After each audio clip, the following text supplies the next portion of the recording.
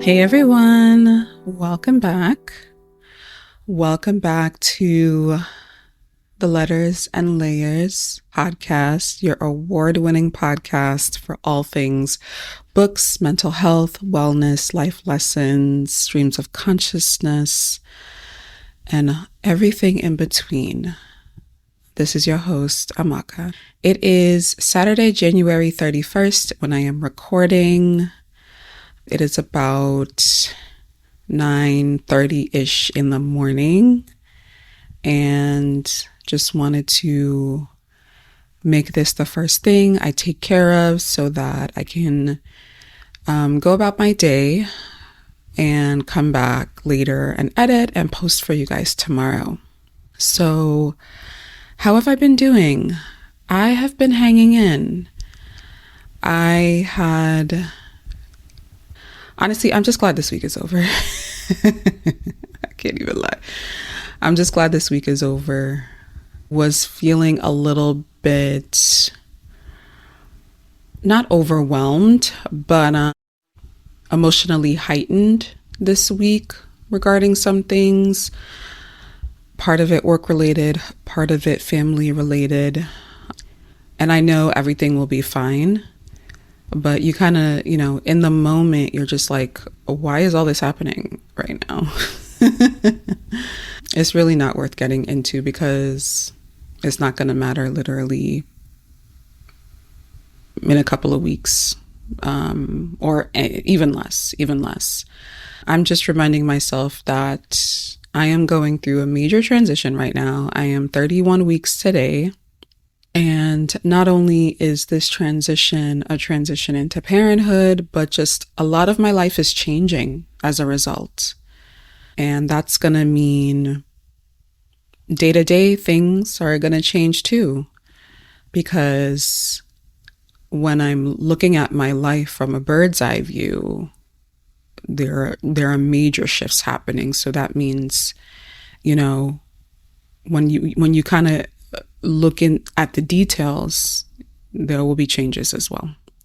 So just, trying to remind myself that sometimes these transitions will stretch you and they will feel uncomfortable, and it doesn't mean life is bad or anything. It might feel like it's too much in the moment, but I know I'm gonna look back at certain moments and just remember it as literally a snapshot, literally a glimpse into a moment in time in a huge life transition that will force growth, will force discomfort in the best way, and will force me to challenge myself in ways that I never knew possible. So that's pretty much it. I'm just reminding myself that it's part of the journey.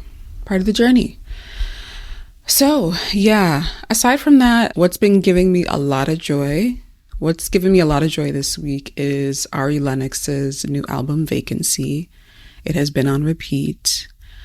It's amazing. It's such a good album. Like, I think as far as I get nervous with new albums because I'm just like, what if I don't like it? But like artists that I love, I always push through that because especially if they are consistently always putting out good music. Masego is one of those people for me. Ari has become one of those people for me. I gotta think, who else? Doechii puts out consistent music. I think Doechii was the best first listen I ever had. And Ari is up there too with Vacancy.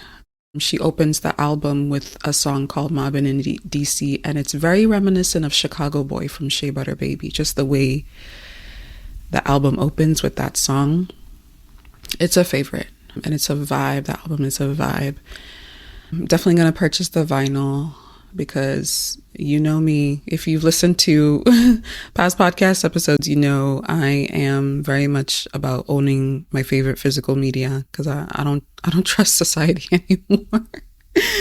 That's neither here nor there. Anyway, yes, favorite songs on the album: Mobbin' in DC, Pretzel, Company, Horoscope, maybe one other one, but those are my top 4. So if you haven't listened to it, listen to it, stream it, buy it, support her. She's amazing. I love her. What I've also been enjoying is the new season of The Pitt, which is housed under HBO Max.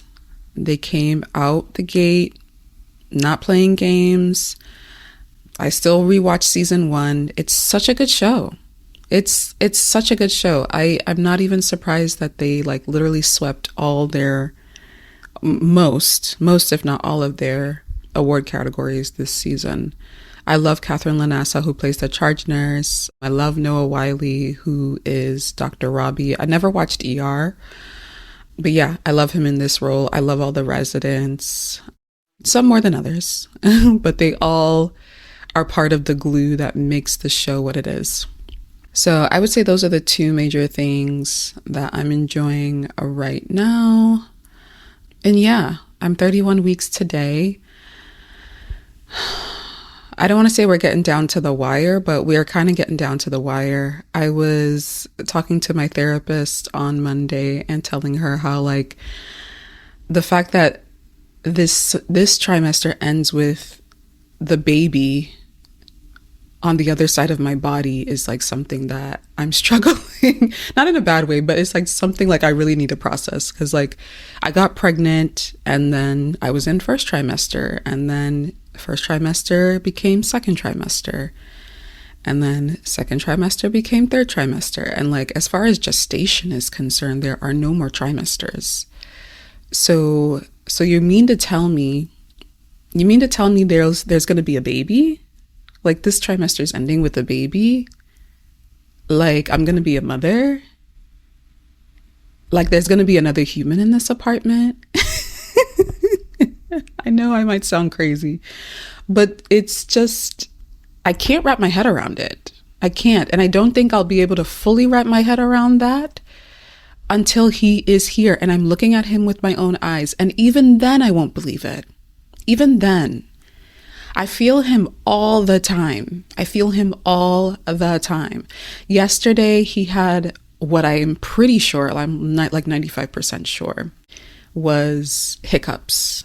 They were just like, they felt like involuntary movements in my stomach, and they were very rhythmic. And they lasted for a while, and I got so worried. I was like, oh God, my baby. I hope you're okay. Thankfully, after a few minutes, they stopped. And then they started again later, but then they stopped, and he hasn't had them since. But still, even with these experiences, I'm just like, okay, well, yeah, my belly is moving. Yeah, there are baby products coming to my house like several times a week. Yeah, I'm planning for a baby shower.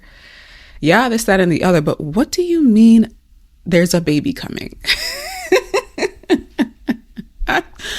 I'm not even playing. That's kind of what I'm dealing with mentally.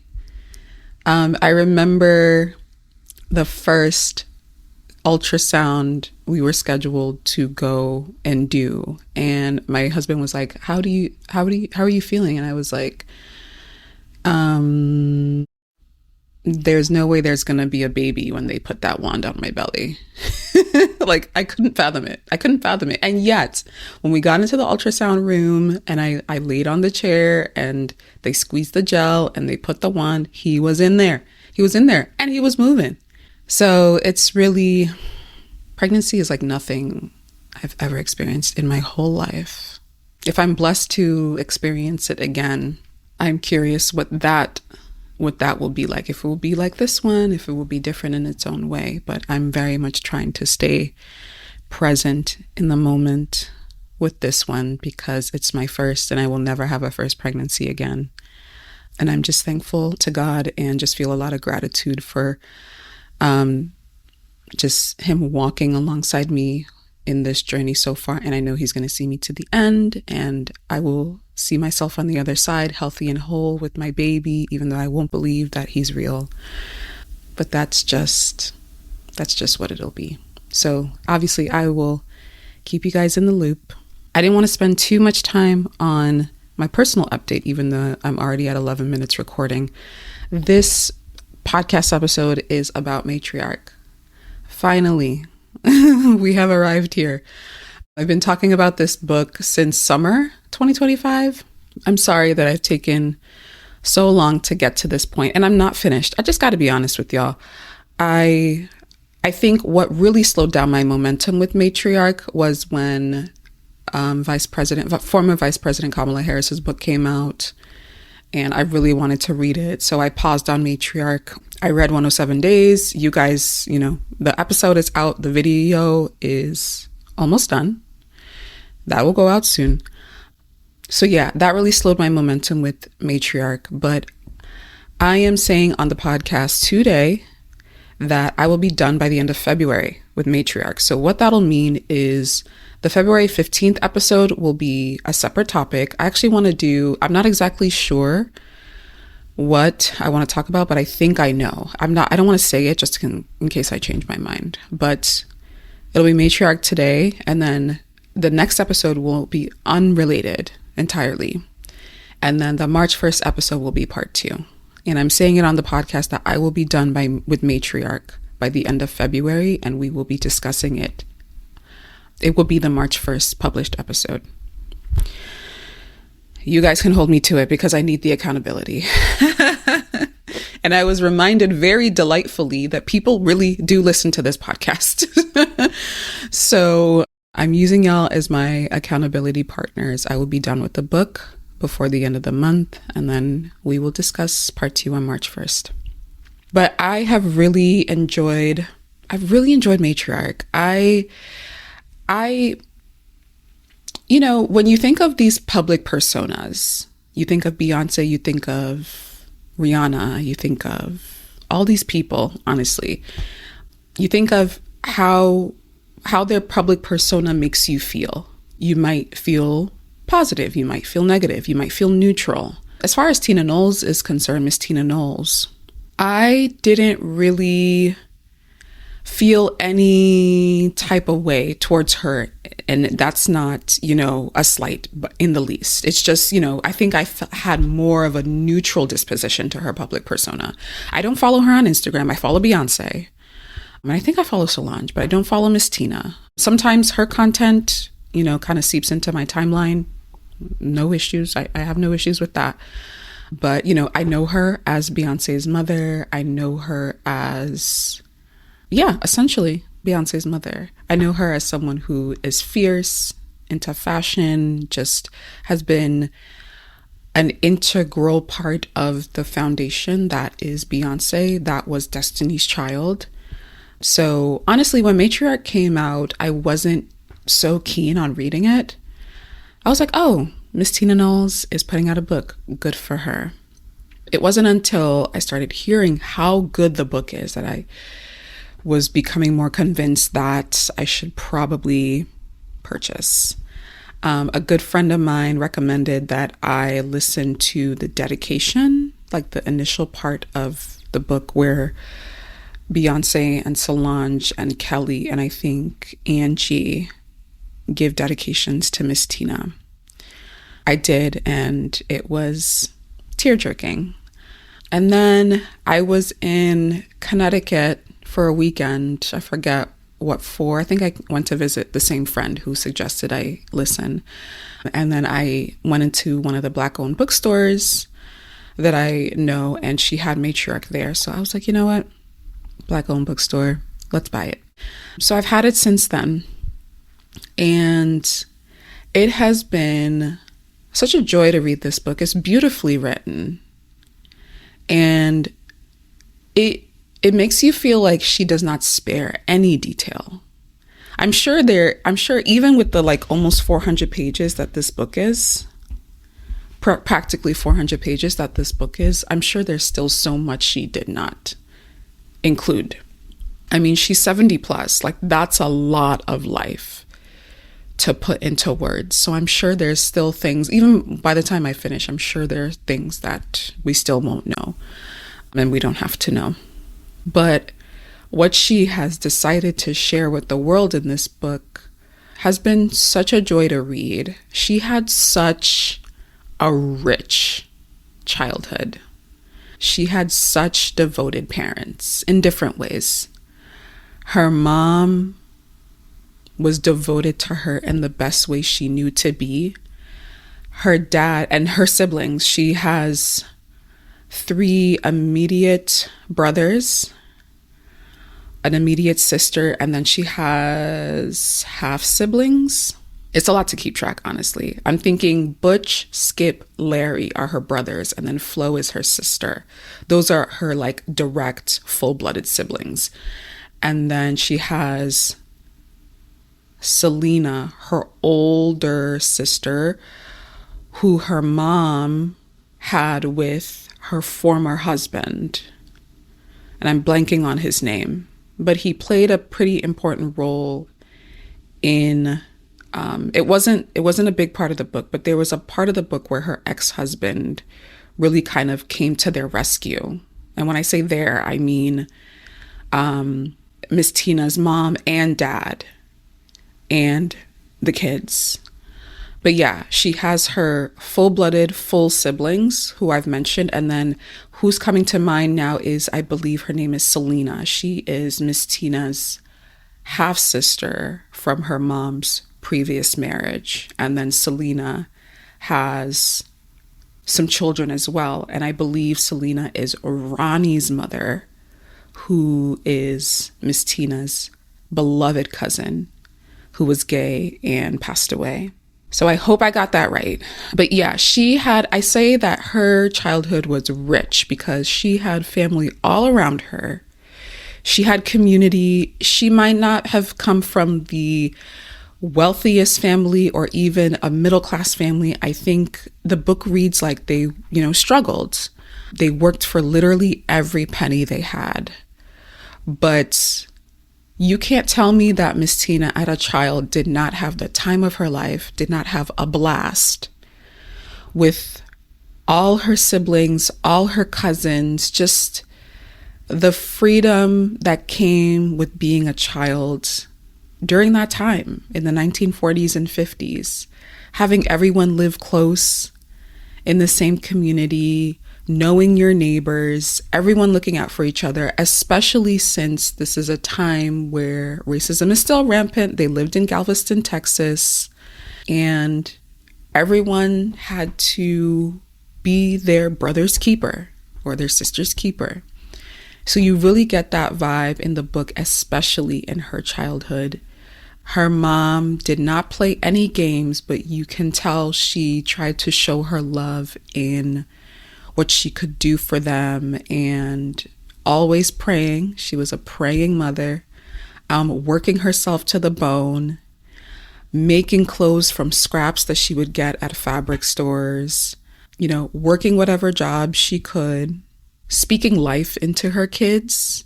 Sometimes in the book, you saw moments where her mental limitations kind of came out, and Miss Tina would feel kind of suffocated a little bit. And it got to the point where, like, as a teenager, she pretty much was like, I've had enough, and moved to California for a period of time, and eventually came back. But as much as I know Miss Tina felt the love of her mother, they clashed sometimes, especially as she got older. But honestly, it's beautiful to read their relationship as mother-daughter. And honestly, I think the title Matriarch is not just the title of the book, it is a theme of the book, as far as I've read so far, and I'm sure it's going to continue. I wanted to dive a little deeper by reading the end of the prelude. I wanted to dive a little deeper by reading the end of the prelude, just the last couple of paragraphs, which I think pretty much encapsulate the whole prelude. From my first breath, I was told, shown, and embraced into knowing that it is an honor to be a Black person. My mother saw to that, making sure I carry all these mothers with me. Rosalie, who had Celestine, who had Odelia, who had Agnes, who had me, who had Beyonce and Solange. This is not simply about a bloodline. I watched my mama mother children who were not hers by birth. I have mothered children, like my daughters Kelly and Angie, who are as much my daughters as if I carried them. We all have this power to be matriarchs, to be women of the sacred practice of nurturing, guiding, protecting, foreseeing, and remembering. The matriarch's wisdom is ancient, for she is filled with the most enduring, ferocious love. When my oldest daughter was born, my mother had just died, and it was inconceivable to me that she would not be there to show me how to be a mother. I wanted my mother to be the one to tell my daughter these stories of all the mothers that overcame incredible odds to be with each other. My firstborn daughter looks so much like my mom, more like her than me. But that is genetics. How would I pass on our spirit, that unspoken knowing, the pride of our history? So my first gift to my daughter would be my name, Beyonce. It didn't matter how it was spelled when it was given to me. It was our name, our history, the most valuable possession I had, and it was now mine to give. I've kept a word going. So I think that excerpt in the prelude, not even knowing what was coming, really is a thread throughout this book, what I've read so far. Just all the women in the bloodline, all the women that have come before Miss Tina Knowles' mom, Miss Tina, Beyonce, and Solange, and now Blue Ivy and her daughter Rumi. Like, it has just kept going. And it's really feels like a privilege, honestly, to just have all this context that Miss Tina has given us and paint such a full picture of their history. Like, she even includes like a very elaborate family tree in this book, which is very interesting to kind of go through and see. And she shares pictures from major moments in her life. So it's been an experience to read this book. And I'm excited to continue and finish and give my thoughts, for the second half. I feel like there's a lot that happened in her life from when she was a kid to when she became an adult. But for this episode, I really just wanted to hit on a couple of high points. I talk about how her relationship with her mother is, honestly, I would say, the backbone of this book so far as what I've read.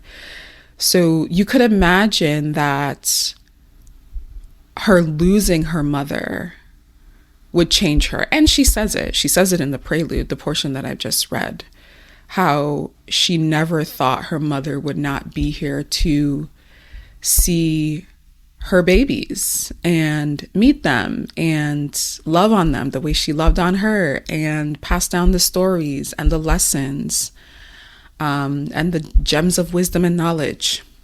And it is such a pivotal moment in the book when her mother dies, because her mom, actually, even as strong as she was throughout part one, she, in the background, battles with what I would call a chronic illness.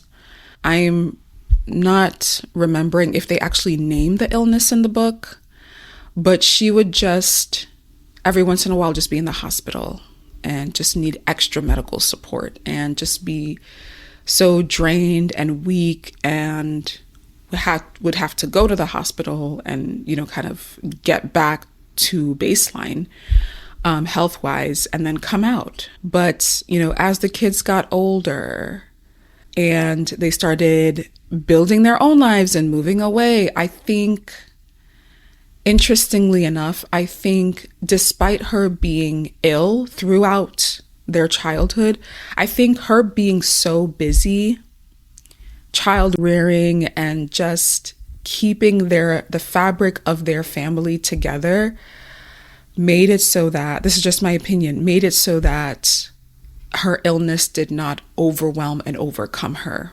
But as they got older, as Miss Tina got older and her brothers and her sister, grew up, high school, went about their, separate ways as, young adults. They were homeless.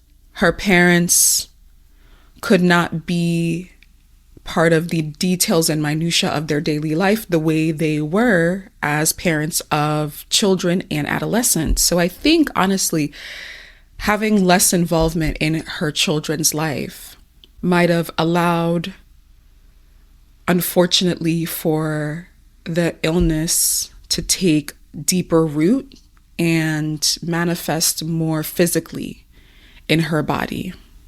That's just a theory. So with everything culminating in her passing at the end of part 1, you really feel like a part of Miss Tina's story is ending and beginning at the same time. And I'm going to read it. I'm going to read that part. It's pages 138 to 139. I remember getting to the end of part 1 where her mom dies, and I'm like, wow. Like I felt like I had ended a major phase in Miss Tina's life with her mom's death. And I would like to think, she intended it to feel that way because it's her mom. It's her mom. Like, how do you even move on after that? And yet you do. When her mom died, she had already gotten married to Matthew Knowles.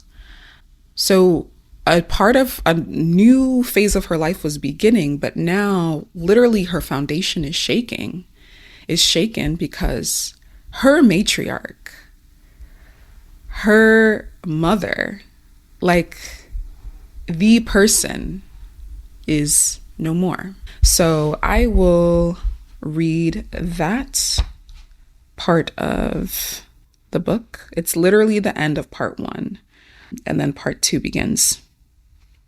Johnny and I took her to John Seeley Hospital, and she was so light and fragile over our arms as we helped her walk, practically carrying her. When she lost her balance and fell, we caught her, but not before my heart broke.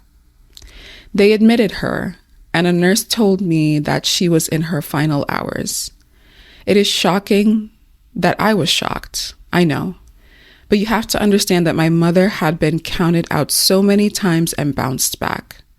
Illness had lurked behind her my whole life, and together we'd kept it from taking her. I wasn't ready to give in. And neither was she. When my mother did talk, it was not to us, but to someone we could not see. God, give me a little more time, she repeated over and over, all day and all night. Lord, have mercy. Give me a little more time. That was Tuesday, and she stayed relatively stable with the assistance of machines. We thought she was waiting for my brother Butch, because at the time he was stationed overseas in London. Flo kept telling me, trying to prepare me with the wisdom of a nurse, Mama is hanging on for Butch to get here. But Butch got there Wednesday, and while they had a meaningful reunion, my mother then whispered, Larry. My unpredictable brother had disappeared again. Skip finally found Larry and brought him to the hospital that Thursday. He did not stay long, but when he left, I watched her exhale through the oxygen tubes. My brother was the missing piece, I told myself. She just loves her some Larry. And then her litany started again. Lord, give me a little more time. Please, God. Later that Thursday afternoon, a doctor asked me to step outside her room. I want you to understand something, he said. Every breath your mother's taking is like her running up 10 flights of stairs. She's really suffering. You've got to let go. I didn't know how. Not when she was begging God for more time. I hadn't left her side, reclining one of the hospital chairs to turn it into the bed the size of a love seat. If somebody came to visit, I would lie down on my bed to sleep briefly, then grab a cup of coffee from the machine before they left. I was afraid that my mother would die without me there. I would fail her. That Thursday night, as midnight turned to July 4th, Flo's mother-in-law, Miss Camilla, came in. "I'm going to stay up here with you," she said. And I was so polite, I didn't know how to tell her that I didn't want her up here. I only wanted to be with my mom. She sat on my bed, and I was annoyed with her taking up space. I can't even lie down, I thought. She's getting on my nerves. Why she don't leave? Reluctantly, I made room for Miss Camilla on my chair. So much that I had to lean on my mother's bed. Then I put my head down, touching the crown of my head to her side so we could feel the sureness of each other. Sleep took me, the deep soul sleep of a baby in her mother's bed. The next thing I knew, Miss Camilla was waking me just before 5 a.m. "She's gone," she said. I looked up, and my mother looked so peaceful. It was painful, but the same peace filled me. "I came because your mama wouldn't have died with you looking at her," Miss Camilla told me. "It was time. I wanted to be here with her holding her hand through that transition. You had to let her go." Flo came, and she agreed with her mother-in-law. We kept saying she was waiting on Butch, then Larry, but Teeny, she was waiting on you, and you wouldn't go home. My sister thought I wouldn't understand, and I was surprised that I was not as devastated as I thought I would be. Since I was a little kid, I remember my mom being sick and never being truly at rest unless her kids were in her arm's reach or when she lost herself in making something beautiful. I felt her now, free of all that, with us no matter where we went and arranging beautiful things for all of her beloved. Now we were all living on our mother's prayers. Mama had joined her mother and her mother's mother. She was now with all the mothers, the ones she could name under the pecan tree, and the ones who came before them, all of them, watching over us. I started the new year feeling nauseous, not only in the morning, but all day. I missed my period and just knew. The doctor confirmed what was already sure in my heart. I was pregnant. Yeah, that's the end of part 1. That is when Miss Tina Knowles' mother dies. A very pivotal moment in the book. And honestly, it very much felt like we were not only closing a chapter in a book, not only closing a chapter in this book, but just, I don't even know how to describe it, just a tectonic shift in her being as a person, as a woman, you know, her mother finally passing, and it's being so final because she had battled this illness for so long. But now it was real. It was real. She was no longer there with them in the physical presence. Like she said, she had gone on to be with their mothers and was now getting to know herself, Miss Tina, as someone with a mother no longer in the physical realm, but in the spiritual realm. So, yeah, I think I'll move on a little bit. I just want to talk quickly about how much I enjoyed the beginning of the chapter Headliners. Headliners was the name of Miss Tina's beauty shop that she opened as her own business to start to make a name for herself, to start to support herself, because at this point she had had Beyonce, she had had Solange. Solange was much younger. In fact, Miss Tina had taken Solange to Matthew's mother, her mother-in-law, for a period of time because she had to really focus on the launch. She was getting down to the wire and she needed to launch the salon. So Beyonce's schedule was a little easier to work around. She was a little older. She was going to school, but Solange was still a baby. And working on the launch of the salon while taking care of her was a lot. So she recruited her mother-in-law, who stepped in and took her for an extended period of time. She didn't see Solange for a little while because her mother-in-law was in Alabama. So that's where Solange stayed for a period. But yeah, as I was reading her getting ready to, have the grand opening, I just felt so proud. I just felt so proud of her as a woman, even during this time. This is, let me see, Headliners is in the 80s. The chapter is dated October 1986. So, this is a period of time in Houston, I believe, where this Black woman is starting her own business and is betting on herself, which is a theme for myself this year and something I talked about on the last episode. And she's doing everything in a way that is super intentional and purposeful and so inspiring to me. I think I'm going to end this episode by just reading the first couple pages of Headliners so you guys can get a really good idea of what I'm talking about and why I felt so proud of this woman at this time in her life, having lost her mother, having had 2 kids, dealing with some tumult in her marriage, because at this point, Matthew would go through phases of just blatant infidelity, and it really fractured them to the point where Miss Tina actually left for a period of time. She stayed with her friend, Marlene. Eventually went back home, but kind of had enough to a degree where she was like, I don't know how long this marriage is going to last. I don't know how long we will be together, but I don't want to find myself in a situation where I can't support myself and I can't support my kids. So that was a major motivating factor from what I can see of her starting Headliners. So let me just read this excerpt from that chapter, and I think I will end the podcast here for part 1. Yeah, it's been a great read so far, and I'm looking forward to finishing the book and talking more about it in part 2.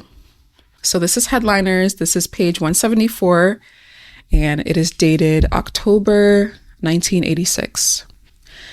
I placed the last flyer under the windshield wiper so the $9.95 showed just right above the name of my salon, Headliners Hair Salon for the Professional Woman. I'd hit every car parked at the light company, saying a little prayer with each one. The street marketing team Matthew hired was doing a blitz of advertising in the last week before Headliners opened, but I wanted to be hands-on about it. I'd given them a list of places to target where I knew a lot of women worked. The ladies at the light, gas, and water companies, and post offices too, needed to be cordially invited to the grand opening of Headliners so I could get buzz going. We also focused on other professional women, doctors, lawyers, and Cheryl's network of Black women in finance. The flyer offered a $9.95 shampoo and blow dry and reconstructive treatment for the first time visit only. Matthew's idea for a can't resist deal that would get people in the door. The stylists I hired didn't like me for that. This was a $30 value.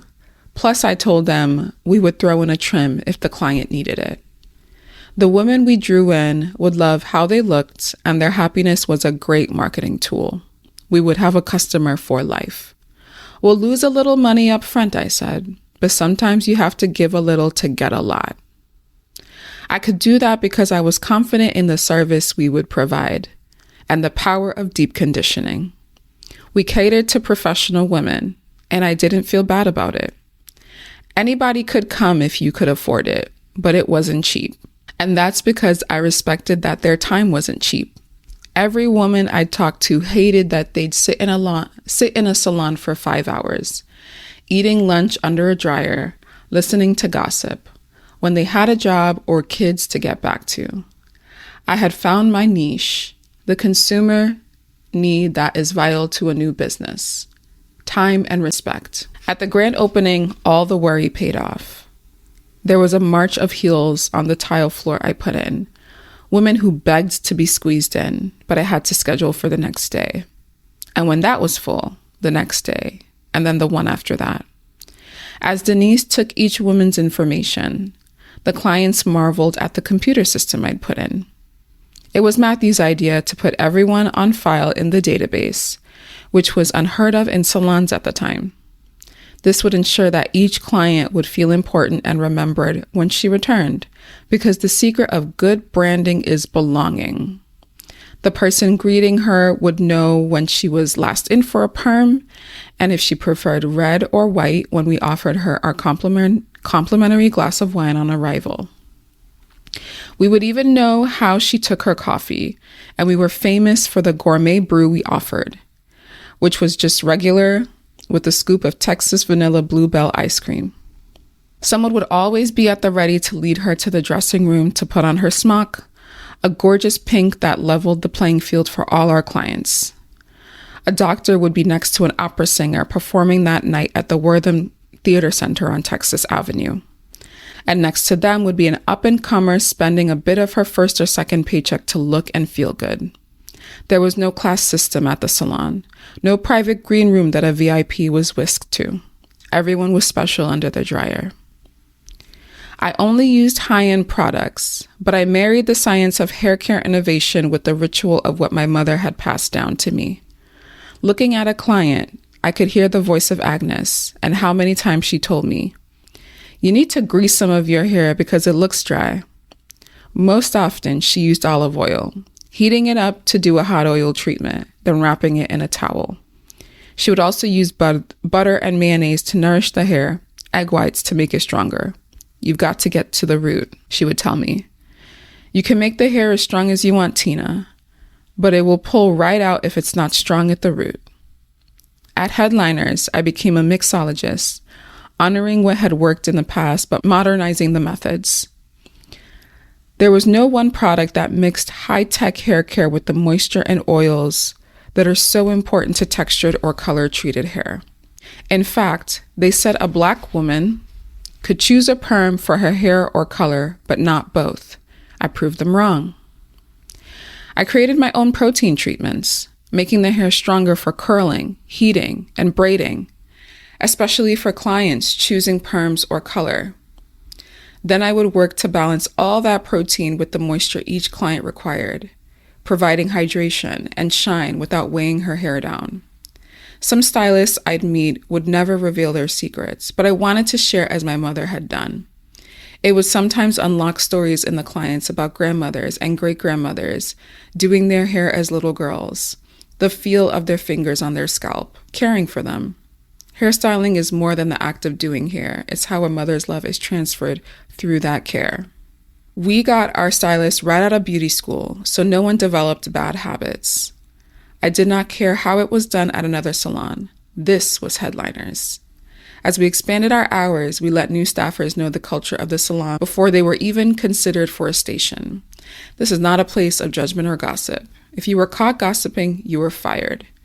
I would end up letting go of some people I really liked, but we just couldn't have that kind of atmosphere. Because the next thing you knew, everyone would be fighting and backstabbing. The staff started calling themselves Tina's Girls, and they became an extension of my family. I had so much mother love to give that I wanted them to reach their full potential. The ones that worked at Headliners were taking home $1,500 to $2,000 a week, unheard of in the late 80s. They were often making more than the women who could afford their services, and it allowed for a feeling of mutual respect.